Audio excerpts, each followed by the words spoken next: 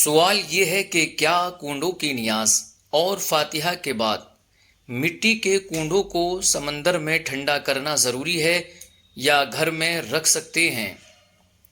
اور کیا اگلے سال رجب کی نیاز میں انہی کنڈوں کا استعمال کر سکتے ہیں یا نہیں؟ بسم اللہ الرحمن الرحیم۔ الجواب بعون الملک الوہاب۔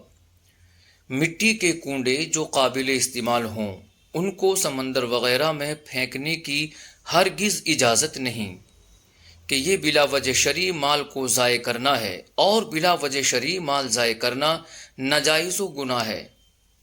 ان کنڈوں کو گھر میں رکھ سکتے ہیں، استعمال میں لا سکتے ہیں، اور آئندہ سال رجب وغیرہ کی نیاز میں انہی کنڈوں کو دوبارہ بھی استعمال کر سکتے ہیں۔